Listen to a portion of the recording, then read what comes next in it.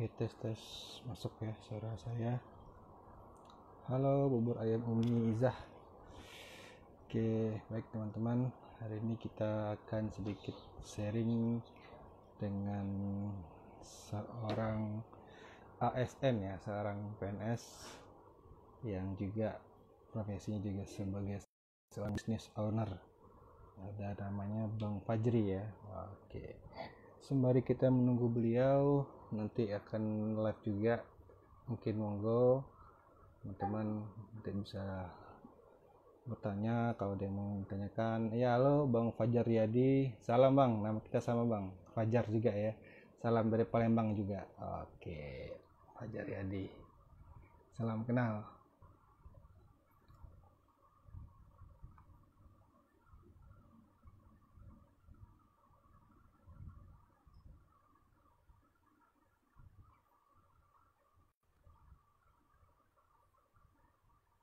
Oke, sip. Oke, sembari masih nunggu dulu dari Bang Fajrinya. Salam dari Lampung. Oke, salam balik Bang Fajar Riyadi. Oke.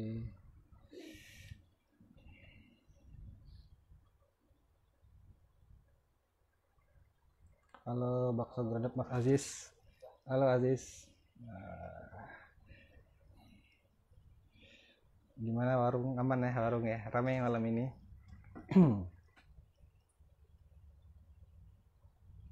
Oke, siap bubur Umi Izah.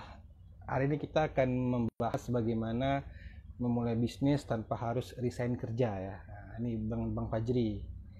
Oke, kita sembari menunggu bagaimana beliau ini udah, kalau usahanya udah banyak banget usaha beliau ini. Udah sampai juga kemarin bersama istri juga menang kejuaraan ya di Jakarta. Halo, assalamualaikum Bang. Waalaikumsalam warahmatullahi wabarakatuh. Aduh, ini manggil abang atau manggil Ustadz ini? Panggil abang aja lah, jangan Ustadz. Abang. Nanti jadi pergi orang, jadi nggak ada caranya. Oke, benar pula ya. Aduh. Cak Mano kabar di sana? Alhamdulillah baik. Cak Mano kabar di sana juga? Kalau di sini pakai bahasa Minang lah. Enggak pakai oh iya, pakai bahasa Bang. Alhamdulillah, sehat-sehat. Mantap. Ya. Mantap. Alhamdulillah. Oke, jadi Bang Fajri ini lokasinya di Palembang ya teman-teman. Di Padang, sorry. Saya di Palembang, mesti Bang Fajri di Padang gitu ya. Oke, baik. Nah, hari ini kita akan sharing-sharing sedikit nih dengan Bang Fajri yang juga di tengah kesibukan beliau ya, seorang ASN milenial ya. Kalau saya nyebutnya masih milenial Bang. Masih muda Bang. Iyalah masih lah. Kita kan kelahiran 80 sampai 2000. Masih milenial kita. Masih. Oke. Baik, kita akan sedikit sharing-sharing bagaimana beliau tetap bisa berwirausaha, berentrepreneurship ya, sembari juga kerja juga sebagai seorang aparatur pemerintahan. Oke, baik Bang, kita mulai aja Bang ya. Baik teman-teman, nanti mungkin kita langsung saja nih. Mungkin buat awal ini Bang, kira-kira mungkin bisa ini Bang sedikit dulu cerita tentang profil Abang Bang. Abang mungkin sekarang emang kerjain di mana, terus apa aja yang kalau emang usaha apa aja gitu. Ya, bismillahirrahmanirrahim. Agak jadi grogi ya, biasanya nggak grogi, ini kok jadi grogi.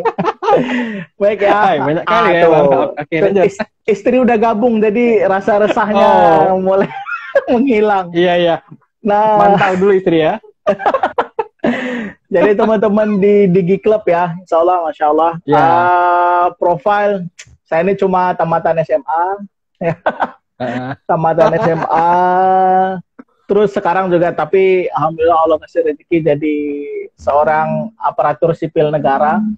Aparatur sipil negara di Kementerian Keuangan. Terus kemudian juga punya beberapa unit usaha. Teman-teman mungkin bisa follow juga, ada usaha minuman itu namanya Ban Taiti. Ini insya Allah udah jalan 2 tahun. Cabangnya udah 3 di Padang. Mudah-mudahan kita bisa invasi segera ke Palembang nih, mudah-mudahan. Mantap, siap. Ditunggu. Kemudian juga ada kafe kopi ya, insya Allah namanya Coga Corner. Kemudian juga ada pakaian muslimah fashion, namanya Maharani Hijab. Insya Allah mungkin itu aja sih usahanya profile. Iya, dan belum ada rencana buat jadi sarjana, belum ada. Sorry ya kalau saya banyak melawaknya, saya nggak bisa bawaannya serius. Ya, santai aja kita Bang, sambil ini gitu ya, ketawa-ketawa lah, ya nggak? Iya, Oke.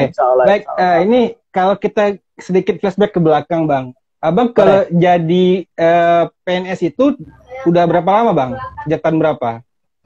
PNS sudah sejak tahun 2007, pengangkatan 2007. Jadi teman-teman semua saya mungkin kampusnya boleh sebut brand nggak nih? Boleh.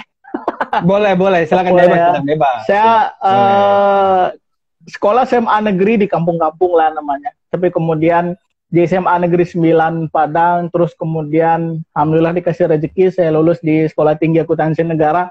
Kalau ada anak STAN yang nonton ya mudah-mudahan bisa membanggakan alma mater lah ya. Dan 2005, 2006 selesai, 2007 alhamdulillah diangkat menjadi pegawai negeri sipil. Gitu. Berarti langsung ya habis tamat SMA langsung tamat STAN langsung ini ya. Langsung alhamdulillah. Dan yang sedihnya angkatan setelah kami, jadi mereka tes STAN, kemudian ada tes PNS-nya lagi, Masya Allah. Jadi ya kami itu angkatan terakhir yang tanpa ada tes PNS-nya lagi. Jadi kami itu angkatan terakhir waktu itu. Otomatis ya? Ya, otomatis. Jalan pintas berarti, enak berarti. Emang berarti itu berarti jurusan yang dulu emang yang diperebutkan lah Bang. Karena kan STAN itu kan mikirnya kan habis kuliah dibayarin juga ya, kan juga dapat juga beasiswa ya? Dapat. Beasiswa, biaya kuliah sih nggak ada ya. Biaya kuliah nggak ada, cuma alhamdulillah dapat uang saku pada waktu itu. Jadi angkatan kami itu waktu itu jadi angkatan yang cukup inilah, alhamdulillah. Karena pas angkatan kami ada uang saku, angkatan sebelumnya itu nggak ada. Nah, angkatan jadi memang ini angkatan untung-untungan juga dia. Ada yang dapat, ada yang enggak gitu. Ada juga di STAN itu program yang cuma 6 bulan. Nah, itu ada juga tahun-tahun 2003, 2004 kalau nggak salah. Itu jadi dia setahun itu ada 2 angkatan. Jadi statusnya itu cuma D1 sih. Nah, jadi karena cuma D1 saya nggak pernah beranggapan kalau sarjana gitu. Malu. Cuma SMA kelas 4 gitu. Pernah sempat kuliah. Sempat kuliah tapi rasanya mendingan bisnis deh daripada lanjut kuliah. Jadinya kuliah kalau nggak salah udah berapa kampus ya? Udah ada 1 di Padang nih, udah ada 3 kampus lah dicoba. 3 kampus? Iya, tapi nggak ada yang selesai. Jangan ditiru ditiru yang bagus-bagus. Jangan ditiru. Iya. Itu memang karena emang nggak ada minat untuk menyelesaikan, atau emang kayaknya nggak ada masa depannya, itu gimana Bang? Kuliah itu pun nggak lanjutin. Itu memang apa ya, rasanya kayaknya nggak passionnya lah. Kurang passionnya di sana. Iya. Kalau kerja udah kerja, jadi pengen ngambil ilmu yang benar-benar fokus sesuai dengan passionnya gitu. Jadi kalaupun mau belajar, pernah sih ngambil jurusan ekonomi, tapi kayaknya terlalu teoritis banget gitu. Jadi akhirnya udahlah, kita ngambil ya baca, kemudian lebih banyak belajar sendiri sih. Kemudian ketemu gitu. Sharing dengan orang yang langsung terjun ke lapangan. Nah ini juga ada teman-teman dari STAN juga ini.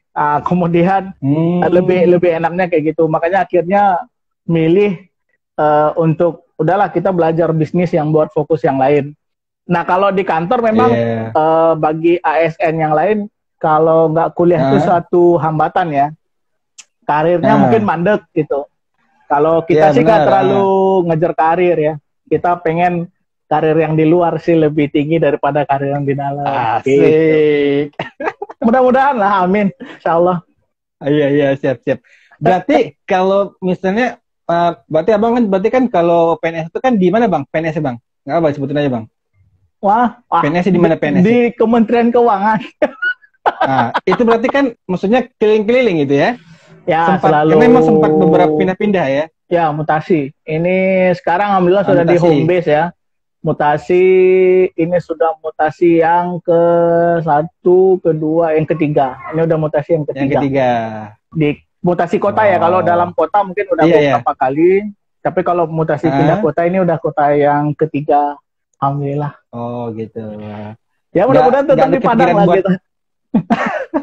Ya biasanya kan teman-teman keuangan tuh kan mutasinya jauh-jauh bang, misalnya bang antar pulau ya, kan?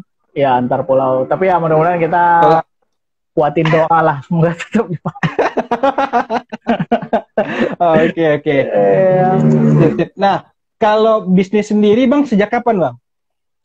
Kalau bisnis, nah kalau ditanya sejak kapan mungkin semenjak inilah ya, semenjak kuliah mungkin udah mulai lah. Tapi kalau sebenarnya dulu dari kuliah. SMP itu dulu sebenarnya udah mulai jualan-jualan. Jadi jualannya itu memang kita coba menangkap peluang. Waktu itu pernah sekolah di Kupang, Nusa Tenggara Timur. Itu di sana 4 tahun. Ya, 4 tahun di NTT. Nah itu selama, waduh ada senior nih, Bang Priswai. Seganawa. Jadi 4 tahun di NTT itu waktu itu ada jualan mainan guci-guci kecil gitu. Terus bawa ke sekolah, terus ada teman-teman yang minat waktu itu ya cewek-cewek. Minat banyak, terus mereka beli. Besoknya saya bawa lagi beli. Jadi kalau mulai mengasah itu udah dari kecil sih, udah dari SMP. Kemudian tamat kuliah, kemudian kuliah waktu di Medan. Jadi memang karena kita ini sekolah di Padang, di kampung, ya karena di kampung itu fasilitas sangat terbatas, teknologi Masya Allah luar biasa. Jadi ketika kuliah pertama kali, jadi kuliahnya di Medan, itu seperti keluar dari hutan belantara, Masya Allah. Jadi, tapi bukan Padang nih hutan ya, maksudnya itu seperti menemukan sebuah kota baru, mainan baru gitu. Dan banyak hal yang bisa dijadikan sebagai wawasan di sana. Nah, jadi mulailah di Medan itu pernah jualan pulsa, kemudian pernah jualan handphone. Dulu ada handphone injeksi kartu fleksi. Dulu pernah juga jualan itu. Terus kemudian nah jadi disitulah mulai mengasah. Terus kemudian tamat walaupun tamat kerja, insya Allah, terima kasih Bang Wahyu, waduh Masya Allah. Kemudian kerja itu masih jualan. Jadi dulu tuh nawarin ke teman-teman jualan jam tangan, pernah. Jadi kalau ada teman-teman yang mau coba jualan jam tangan, itu bisa nanya-nanya lah. Itu untungnya 100-200%, Masya Allah itu. Jam tangan, gede ya? Iya. Terus jualan hard disk, flash disk. Nah itu dulu mulai jualan itu. Jualan-jualan yang berbau teknologi. Ya, jadi ya alhamdulillah lah. Jadi udah semenjak tahun 2000, mungkin 2008 lah ya mulai.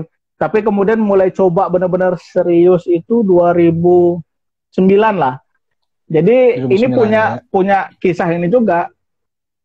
Orang tua itu seorang inilah ya, punya mindset itu PNS banget lah, atau karyawan banget lah, karena orang tua juga PNS. Nah jadi kita mau mulai bisnis itu Masya Allah punya rintangan juga, karena punya perasaan di dalam hati itu kalau melakukan sesuatu tanpa izin orang tua tuh kayaknya nggak 100% gitu, nggak enak rasanya. Tapi gitu ya? Iya kurang gimana gitu. Kayaknya kalau nggak ada restu orang tua pasti nggak bakalan jadi gitu. Ya walaupun kemudian coba dikit-dikit gitu kan, terus coba meyakinkan orang tua. Bahkan orang tua dulu sempat menghalang-halang itu untuk mulai bisnis, mulai usaha. Karena orang tua pengennya kita tuh fokus untuk jadi karyawan. Nah tapi kita coba meyakinkan. Terus temen join bisnis pertama tuh ada tuh orang pajak juga. Nah beliau yang modali pertama itu waktu itu kita bikin konter pulsa. Waktu itu penempatan di kota Sibolga waktu itu. Nah di itu Medan bang ya, Sibolga itu ya? Ya Sumatera Utara. Ya alhamdulillah tutup gitu. Tutup tapi tapi nggak rugi, alhamdulillah. Itu kita tutup yang pertama karena memang nggak sempet lagi waktu, terus modalnya temen dibalikin, terus konter ini dijual. Nah, terus kemudian 2010 kita nikah kan, mencari pasangan yang juga bisa jadi partner bisnis. Nah, Asik. Alhamdulillah nih, jalan sampai sekarang gitu. Iya. Berarti kalau dulu waktu kuliah baru-baru itu di Medan itu emang ngekos atau memang tinggal sama keluarga atau gimana? Kos, tinggal di kos. Jadi kos. Berarti benar-benar merantau ya? Ya, merantau. Tapi kebetulan kan kita dari Padang waktu itu yang lulus tuh ada rame ya, ada 5-10 orang. Jadi ya kita satu kos-kosan. Nah, itu juga enaknya. Jadi masih ada teman-teman yang sama-sama orang Minang lah. Gitu. Oh, gitu. Iya. Sampai sekarang ya? Ya, alhamdulillah. Jadi kalau dihitung-hitung berarti sudah berapa banyak bisnis Bang yang Abang sudah jalani walaupun ada yang tutup? Oh, udah banyak. Kami 2010 kan nikah. Tadi kan sambungan lah ya. Kita nyambung. Iya, 2010 ya. Oke. Nah, 2009 konter kita tutup. Kemudian kita nikah 2010. Nikah itu muda juga. Jadi usia 23, istri usia 20. Nah, jadi masih mahasiswa kan. Nah, tapi di situ kita mulai masih kuliah. Nah, jadi kita mulai basicnya waktu itu jualan online. Jadi kita nggak offline karena istri masih kuliah. Maka jualan produk-produk Cina. Wah, itu produk-produk Cina banyak banget lah. Jadi dulu itu produk Cina itu belum se-booming yang sekarang. Belum begitu banyak orang yang tahu. Jadi waktu kita jualan itu, ya alhamdulillah lah lumayan. Jadi kita statusnya reseller dan dropship aja 2010 itu. Gitu. Nah, kemudian kita 2011 buka counter lagi. Karena basic awalnya sudah ada di sana, kita kemudian coba buka lagi. Nah, 2011 buka lagi. Nah, alhamdulillah kita buka cabang. Nah, buka cabang nih, rezeki ya. Prospeknya bagus, buka cabang. Tapi cabang ini ya itulah sayangnya ya pasti bisnis itu naik turun ya. Tapi kalau ini musibah sih. Jadi counter ini 2013 kalau nggak salah itu dimaling, dirampok, dimaling ya. Dimaling apa dirampok sih? Dimaling, iya. Dimaling. Jadi sama aja, Bang. Iya. Counter itu waktu itu ada 40 unit handphone. Ada 40 unit handphone. Habis semua handphonenya, yang ditinggal cuma kartu-kartu perdana yang harga Rp2.000 pada waktu itu. Nah, tapi ya udah akhirnya kita kontraknya kita over kontrak aja karena nggak mungkin ada masa depan lagi di situ. Bertahan dengan satu counter, tapi alhamdulillah kita tetap dapat gitu. 2014 sama kita dapat 2 mobil. 2014 dapat 1 mobil, 2016 dapat 1 mobil. Itu mobil Brio sama mobil Agya itu dapat hadiah dari pencapaian dari target penjualan. Nah, mantap. 2016 kita pindah lagi ke Padang. Kita pindah ke Padang kan. Nah, pindah ke Padang, proses bisnisnya industri counter handphone, pulsa ini agak lain. Saingan makin banyak, ya kita melihat kayaknya prospeknya makin tipis, makin nggak berkembang. Akhirnya kita pilih nih, udahlah kita hijrah ke industri bisnis yang lain. Nah, waktu itu Echa memang core bisnisnya juga nggak di situ. Abang juga kayaknya teknologi ini kan banyak juga masalahnya ya. Beli satu, rusak, komplain juga, ini kan pusing menghadapi itu. Akhirnya kita jatuhkan pilihan, kita pindah ke bisnis fashion. Yang waktu itu fashion kita mulai modal dari 3 juta. Awalnya fashion ini juga awalnya reseller, dropship, jadi kita nggak langsung brand owner gitu. Kita reseller dulu. Nah, reseller dari resellernya masih jalan. 2018 kita bismillah kita bikin brand sendiri. Nah, alhamdulillah kemarin kan juga lolos jadi finalis Wirausaha Muda Mandiri. Jadi kalau usaha udah banyak lah. 2019 kita mulai 2018 akhir kita mulai usaha ban-ban Taiti. Kalau coba 2020 ini kalau 2019 akhir kemarin yang untuk Coga Corner.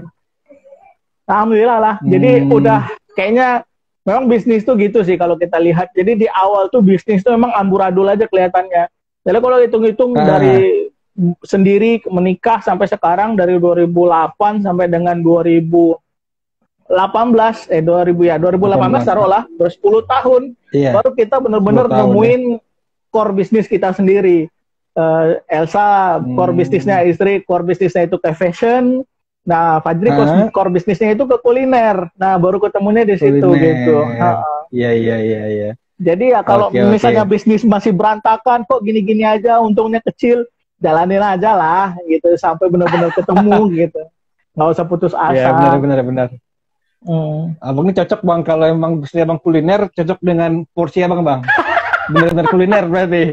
Iya, kita kuliner, kita ini sih pengen ada beberapa inovasi juga, cuman kayaknya ya pengen kita fokusin dulu lah yang sekarang yang ada. Apalagi sekarang COVID ini kan, kayaknya inovasinya masih di produk kita aja dulu, belum pengembangan lagi gitu. Halo. Halo. Matiin akun udah. Matiin wifi dah. Ini lagi ini ya. Aduh, gimana istri sehat di sana? Alhamdulillah sehat Bang.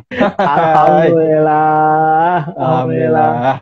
Oke. Nah, menarik nih Bang. Berarti tadi kan sejak emang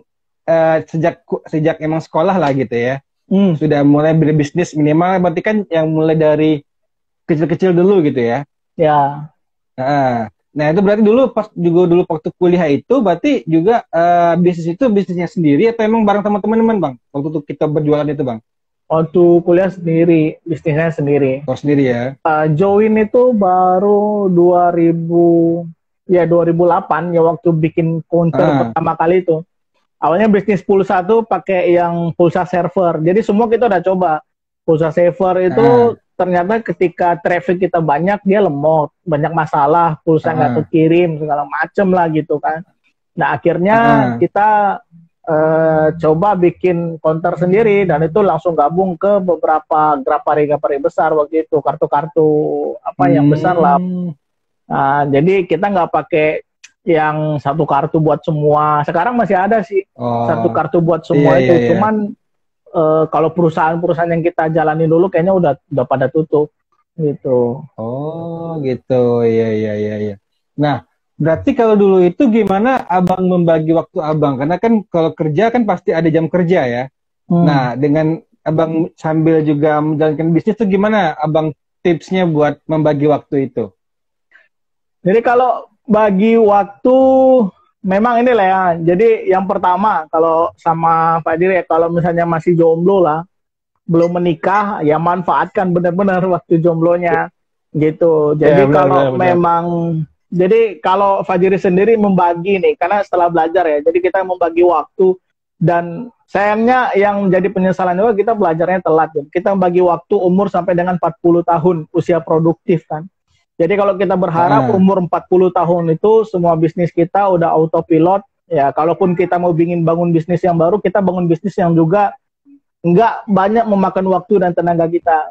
Jadi benar-benar waktu muda itu kita pakai benar-benar buat genjot habis-habisan tenaga gitu.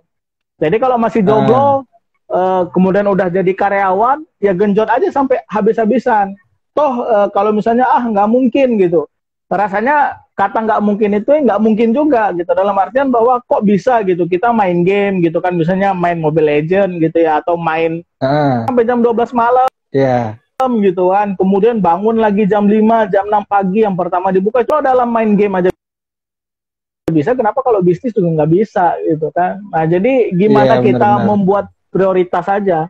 Nah, jadi ketika waktu itu udah kerja, ya kita bisnis benar-benar belajar sampai malam gitu, bisnis sampai malam, bahkan nikah setelah nikah itu juga bisnis sampai malam gitu. Jadi pulang kerja itu bukan, jadi juga ngurangi waktu tidur Bang ya? Iya, jadi memang sampai jam 11 sampai jam 12 itu masih kerja. Dulu kan sempat juga uji coba Google Ads gitu kan, cari penghasilan via online tanpa harus kerja gitu. Itu habis-habisan juga. sampai jam 12 malam. Nanti jam 4 bangun, udah ngerjain itu gitu. Wah, sampai istri itu dulu ngomel gitu. Ini kok habis buat itu aja. Nah, akhirnya karena omelan istri, cobalah menurunkan apa ya, kegiatan kan. Jadi trafficnya naik, malahan kita turun. Nah, tapi ya di sisi lain di situ mengasah otak kita juga makin kedesak ya. Kita makin mencoba caranya supaya bisa makin mencari jalan yang paling mudah gitu. Nah, akhirnya bisnis ini ya salah satunya mungkin terbantu juga dengan kehadiran istri gitu ya. Jadi kalau sendiri udah digenjot habis, kemudian cobalah cari partner, daripada cari partner yang nggak ada ikatannya, mendingan cari partner yang ada ikatannya gitu kan. Asik. Jadi dia bisa bantu kita, bisa fokus juga, bisa sama-sama bangun, dan alhamdulillah gitu kan. Jadi kita mensupervisi aja gitu, kita mensupervisi istri harus gimana.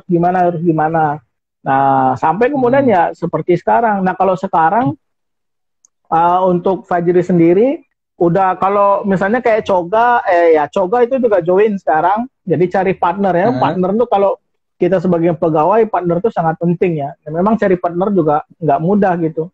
Kemudian juga Taiti juga sekarang udah partner yang jalanin. Nah, kalau Taiti itu sebelum ada partner 2 atau 3 bulan ya kalau nggak salah.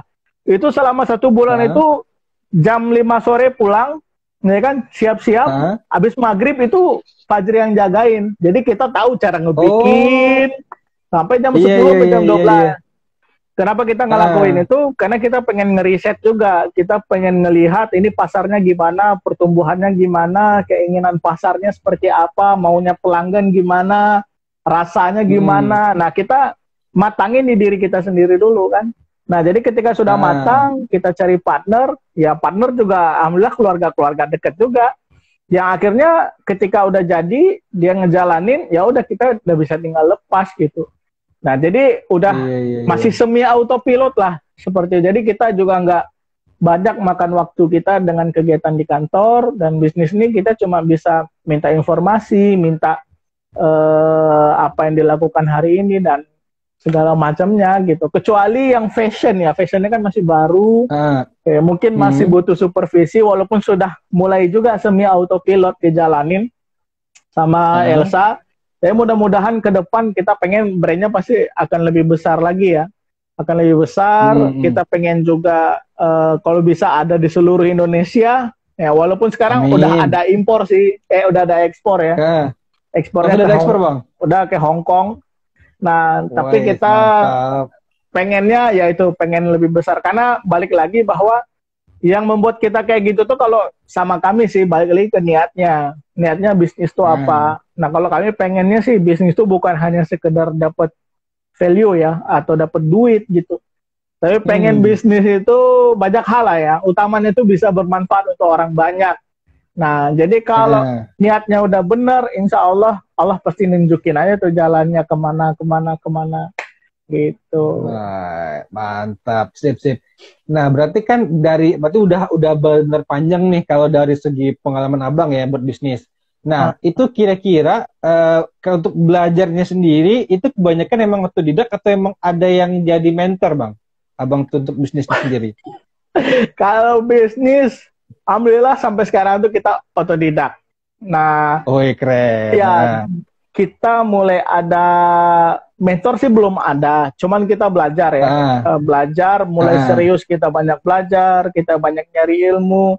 Itu sejak kemarin ikut finalis Wirausaha Muda Mandiri, itu kayaknya di sana ditonjok-tonjokin lah. Jadi kita di sana kan di coaching ya. Nah, jadi nah teman-teman sesama finalis itu juga nasihatin kita, kalian bagusnya punya mentor, ikut coaching apa segala macam.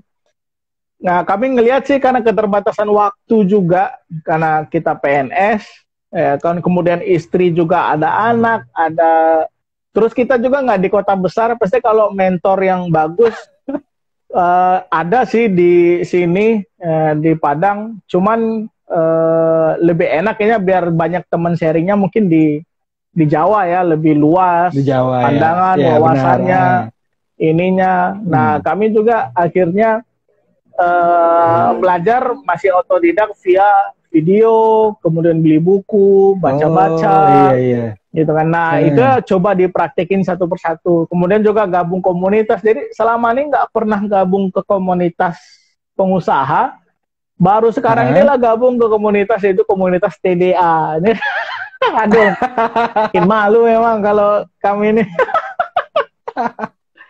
Jadi baru tahun ini, alhamdulillah teman-teman TDA sangat mensupport, sangat menyambut, dan ilmunya keren banget lah kalau di TDA, insya Allah.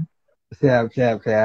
Oke. Nah, ini juga menarik juga kan, Abang Bang bisnis ini kan juga bareng istri ya.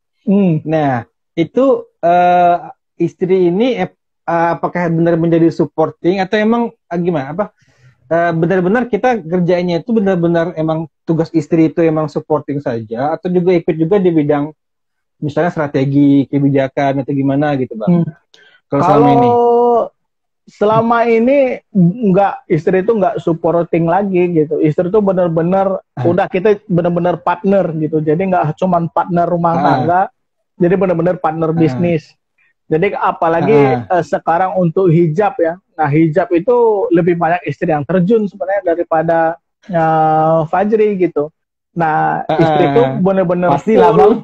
Iya, karena kita juga nggak ngerti kan tentang hijab kan. Iya benar. Nah, kita ngasih tahu tentang strategi marketing, pengelolaan. Kita lebih banyak ke sistem daripada lebih banyak ke produknya gitu. Nah, kalau produknya itu lebih banyak istri, benar-benar istri. Marketing juga lebih banyak istri. Nah, kemudian dalam kalau bisnis kuliner, nah itu masih Fajri sih, masih. Nah, istri itu yang juga benar-benar partner lah kita. Jadi istri itu, nah ini juga kita pengen ke depan itu menggiatkan bahwa istri juga bisa bantu suami dari rumah gitu. Nah, karena banyak juga bahwa suami ini udah, istri nggak usah kerja gitu. Istri udah ngurus anak aja gitu. Anak aja. Nah, ya harusnya nggak kayak gitu ya. Istri ngurus anak aja, kalau anaknya jadi hafiz Quran sih nggak apa-apa ya kan. Nah, ini istri anaknya juga nggak biasa-biasa aja.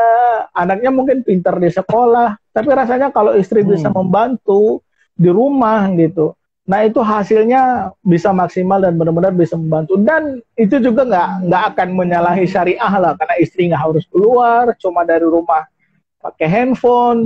Dan kemudian juga kalau cari-cari produk gitu kan, kita temenin juga ke pasar, kita yang belanja produknya gitu. Jadi benar-benar udah nggak kita nggak cuma sekedar support system, istri nggak sekedar support system, jadi benar-benar jadi partner gitu. Jadi partner. Jadi kalau partner itu mau tonjok-tonjokan, nah mau marah-marahan kan biasa dia. Nah, jadi ya sering marahan, sering kesel, ya. Sering berantem gitu, tapi itu biasa lah. Karena kita, kalau kami berdua sih, kami pengen umur 40 itu benar-benar udah bisa menikmati lah. Itu ikhtiar berdoa sama Allah.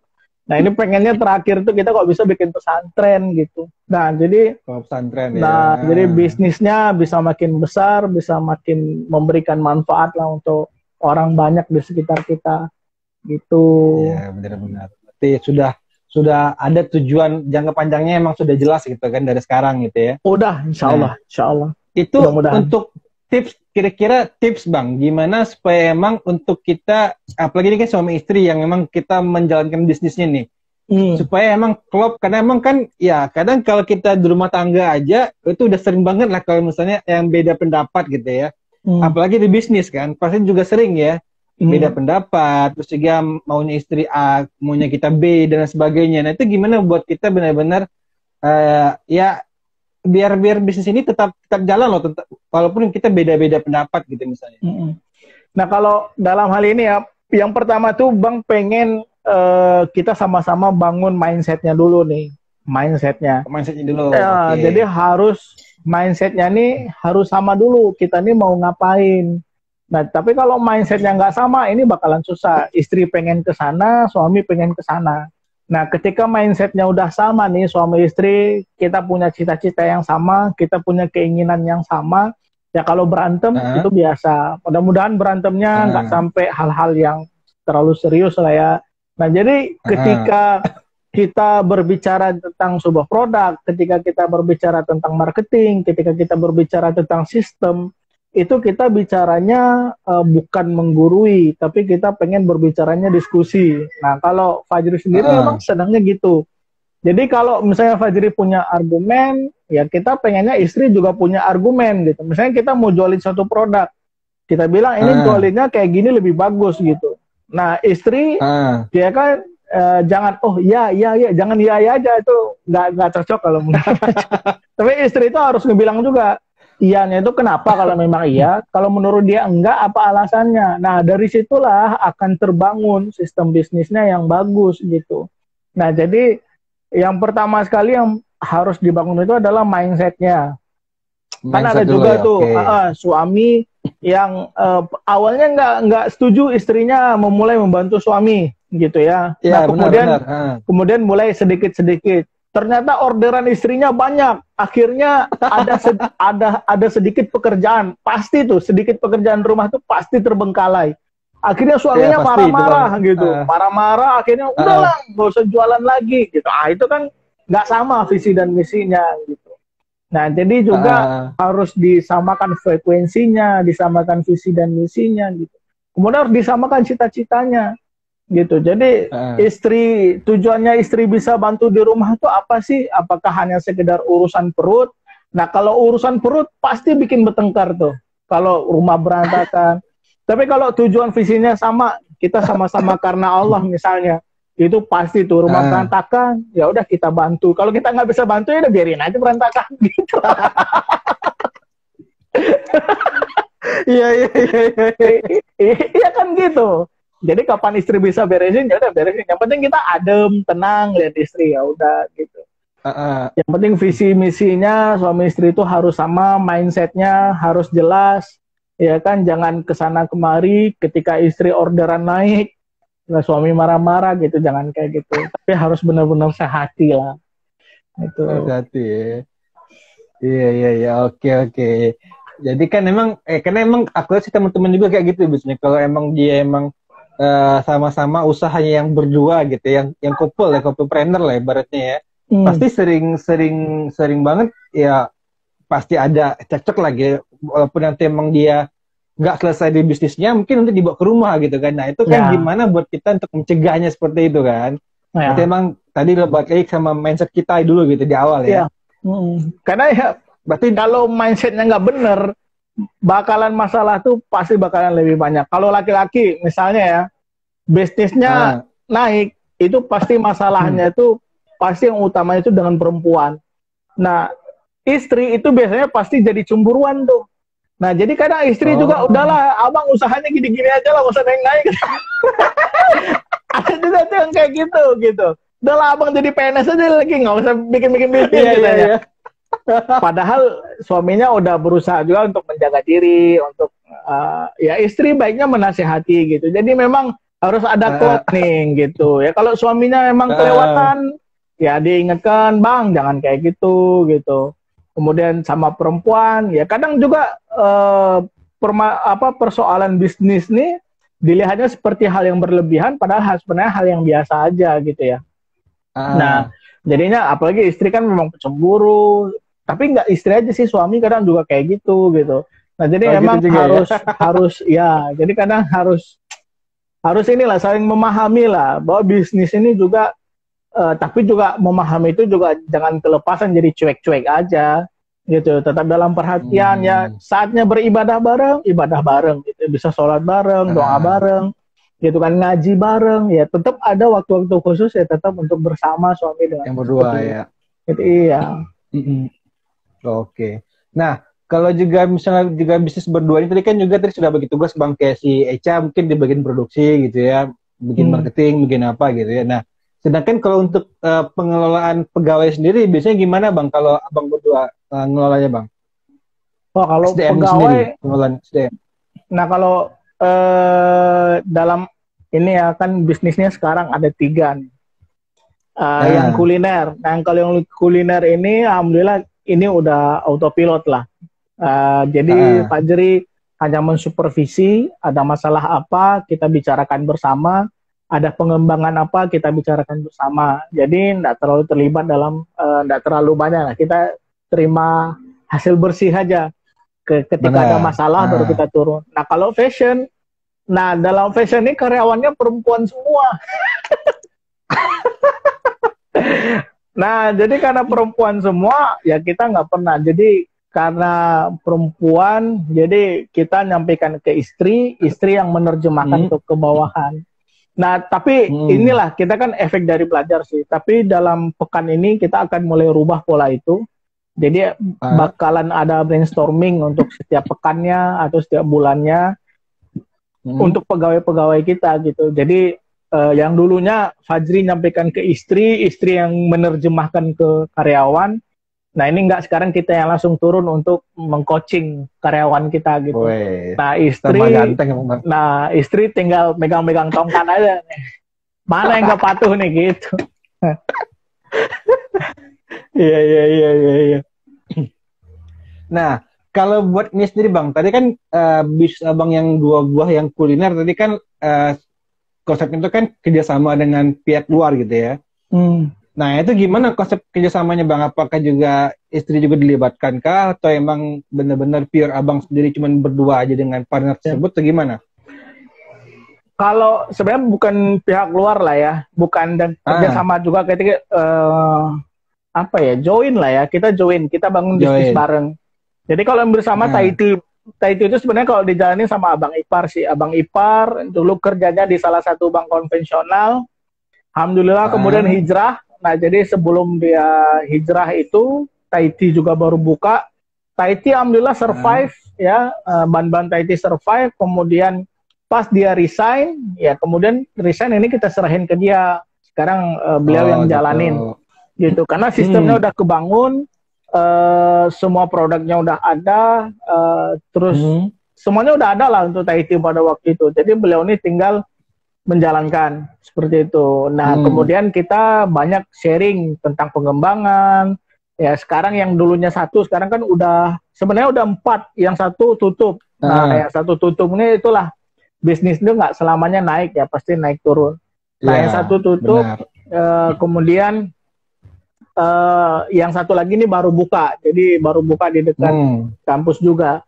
Dan kemudian ada teman yang juga hijrah, ya kan, dari tempat pekerjaannya hijrah gitu kan. Kemudian setelah hijrah, kita tahu dia hijrah, langsung kita kontak, mau nggak kita join bisnis bikin kafe kopi. Alhamdulillah beliau juga ternyata punya background di situ, alhamdulillah kita jalanin gitu. Nah, ya partner bisnis tuh gimana ya, yang utamanya minta sama Allah lah, dikasih partner yang bisa sama, sejalan, sevisi, semisi gitu, nggak banyak ulahnya, yang bisa sama-sama diajak diskusi, yang juga bisa sama mindsetnya sama gitu.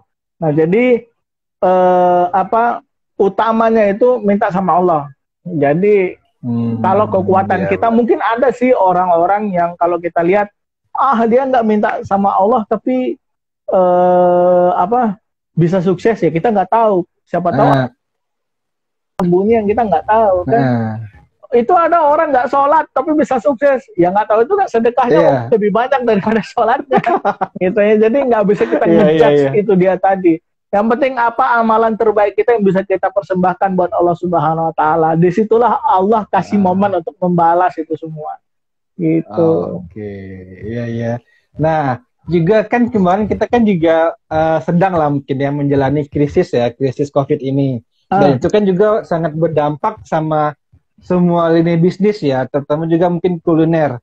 Nah, Abang kemarin gimana Bang untuk strategi untuk kemarin untuk bisa survive lah di tengah seperti ini gitu? Kalau yang kuliner itu kita baru buka ya seminggu ini. Kuliner kita baru buka seminggu ini, kemudian kita semenjak ditetapkan PSBB pertama kali kuliner langsung kita tutup. Nah, jadi kita benar-benar taat. Berapa lama tuh Bang? Udah 3 bulan. Tutup berapa lama berarti? 3 bulan. 3 bulan ya? 3 bulan. Nah, karena kita nggak pengen juga kita justru membawa kezoliman bagi orang lain ya. karena kita buka justru orang terpapar, nauzubillah min zalik lah. Nah, ini juga kita buka setelah berbagai banyak pertimbangan lah dengan kita menjalankan benar-benar protokol COVID. Nah, gimana bertahan? Pastinya bertahan ya kita memang bukan bertahan lagi gitu. Kita memang benar-benar nggak jualan gitu. Karena kita pengen pada waktu itu COVID ini benar-benar bisa berakhir gitu. Tapi ya ketentuan Allah, qadarullah ya, belum. Akhirnya kita buka dengan protokol COVID.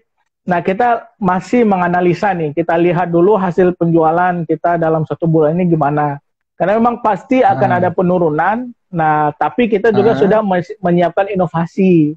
Nah, jadi produk inovasi ini, jadi produk inovasi yang dimana awalnya kalau Tahiti itu kita hanya menjual dalam bentuk minuman. Nah, sekarang kita gandeng sama makanan, gitu. Ada makanannya.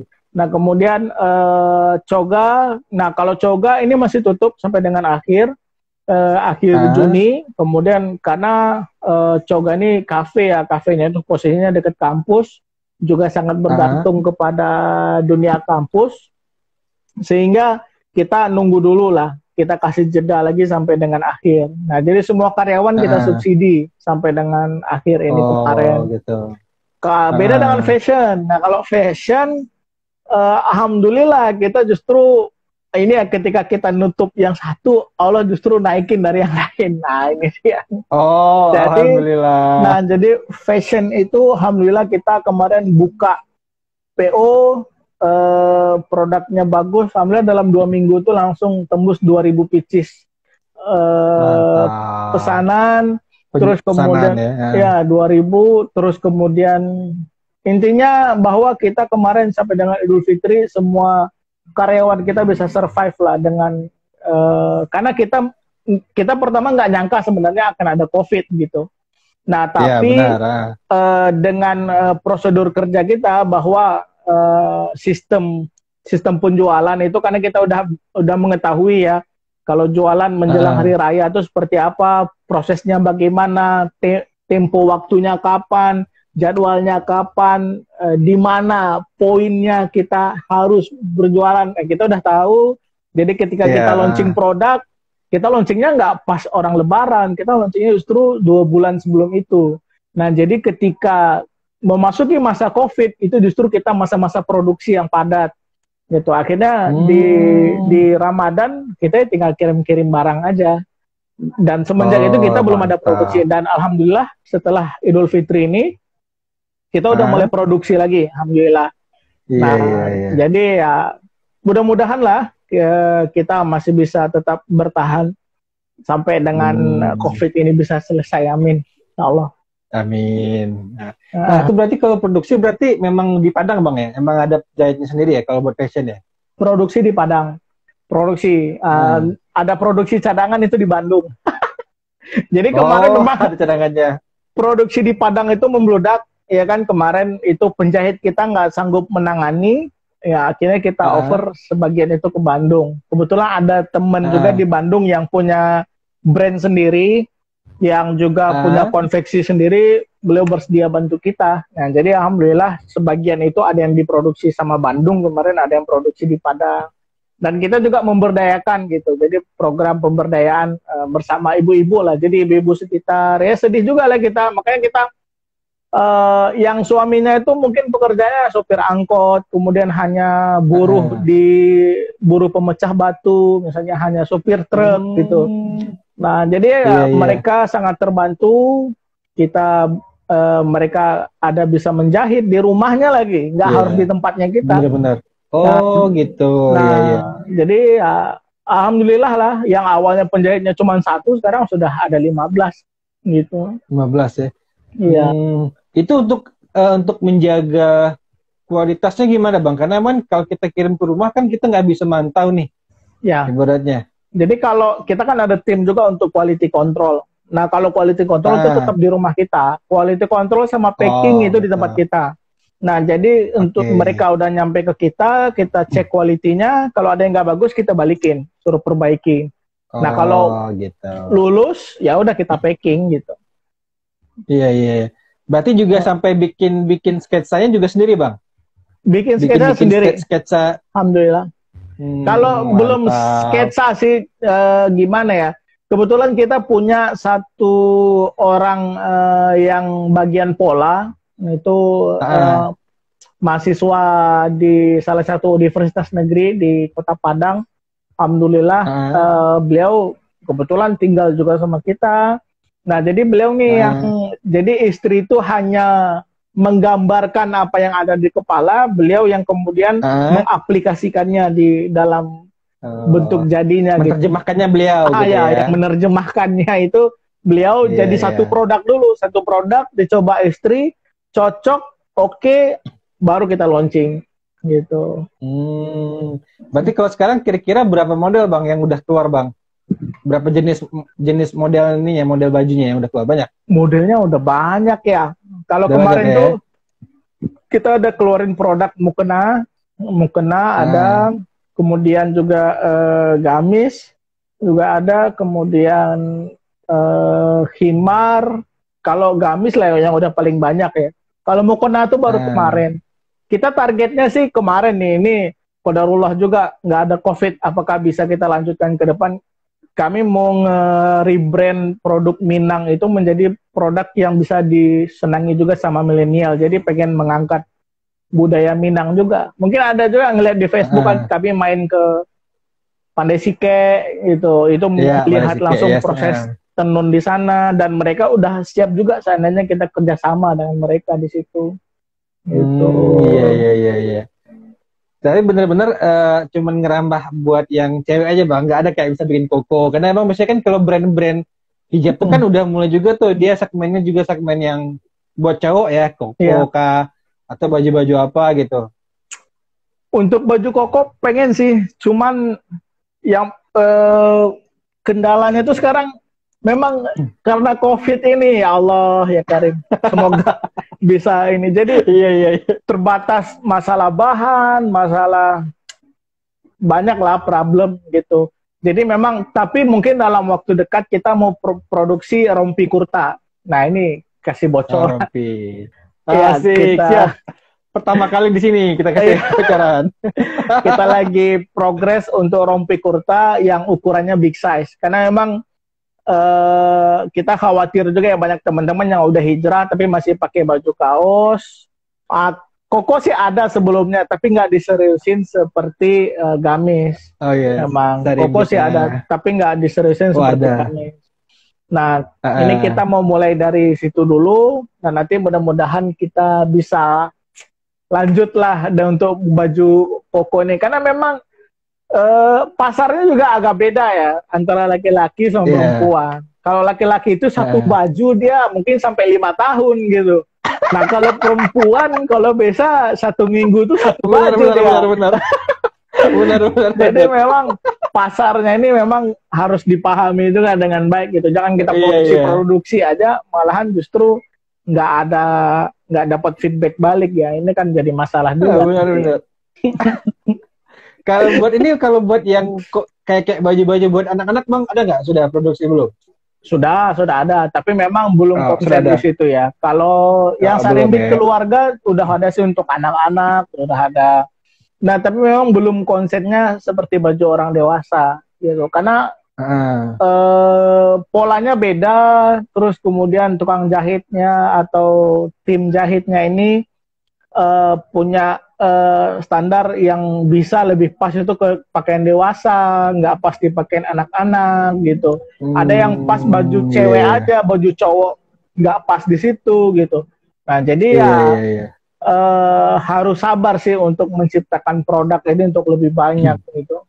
Ya mudah-mudahan lah, doain lah. Amin. Oke. Berarti kan tetap bisa ya berwirausaha lah sambil bekerja gitu Bang ya. Bisa. Ke depan ada Bang niat tetap bekerja atau sudah ada wacana mau kalau mengundurkan?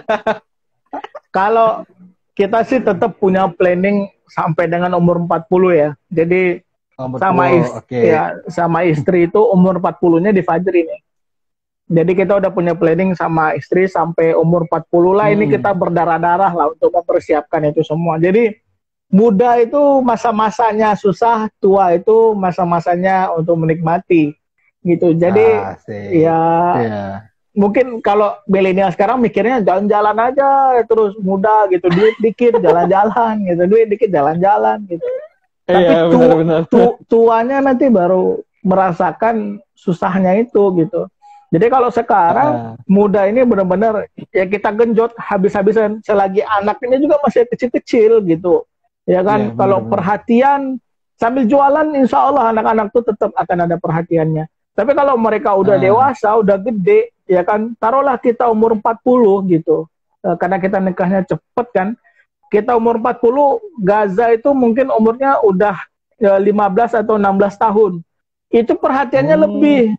Kalau kita masih jualan di situ, wah itu anak benar-benar bakalan susah untuk adaptasi sama kita. Kita juga susah ngasih perhatian sama mereka. Ini jadi masalah baru. Nah, jadi kita pengennya menikmati itu, nanti kita bisa bareng-bareng sama anak-anak yang udah gede gitu. Kita bisa jalan bareng, apalagi anak sama kita nanti kayak seumuran kan. Apalagi Elsa. Iya, benar-benar. Masih umur berapa, nanti masih belum 40, dia anaknya mungkin udah 18-19 tahun. Nah, enaknya kan umur segitu kan udah main-main bareng aja sama anak-anak kan, jalan bareng sama anak. Nah, kemudian refreshing bareng sama anak-anak gitu. Jadi kita umur 40 lah. Kalau Allah takdirkan kita kemudian resign, ya itu mungkin udah jalan ya Allah gitu. Tapi kalau Allah takdirkan... Ini nanya nih Bang. Boleh nih Bang Donald dari Ska. Ya boleh nanya, silakan nanti. Sembari menunggu waktu habis ya ini ya. Ya Instagram cuma 1 jam loh. Iya, cuma 1 jam ya Bang. Nah, jadi juga ya selagi masih bisa bisnis, hajar aja, hajar. Nah, karena kita harus nginget hari tua juga gitu. Punya teman yang kayak gitu. Bukan teman lah ya, senior, Masya Allah. Beliau tuh jabatan terakhirnya jadi gubernur Bank Indonesia di salah satu bank. Bank Indonesia di salah satu provinsi yang ada di Indonesia lah ya. Kenalnya waktu di Sibolga, kebetulan orang Minang. Sekarang tuh ngeliat hidupnya adem banget gitu. Ya, ngumpul sama anak, cucu, anaknya ada yang kuliah di Cina, tinggal jalan aja ke Cina, jalan-jalan gitu. Iya. Terus kemudian mau main ke sana, mau main kemari, ketemu temen yang di ujung sana, pergi ke sana gitu. Nah, jadi benar-benar udah nikmatin lah gitu.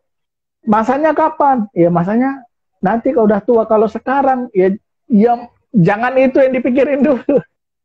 Kalau sekarang benar-benar habis-habisan lah, hajar lah itu.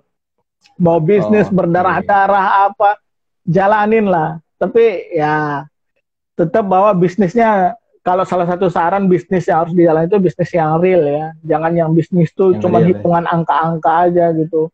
Bisnis kaki-kaki gitu. Itu jangan lah. Itu nggak bakalan bertahan lama itu. Iya. Berarti benar-benar yang bisnis yang emang nampak lah fisiknya gitu ya, bukan cuman angka-angka virtual gitu ya. Iya benar. Bisnis jasa juga nggak apa-apa sih, cuman kan jasanya itu cuman jasa itu kan punya kelemahan. Jasa ini kan nggak bisa kita tinggalin. Nah itu dia. Iya benar.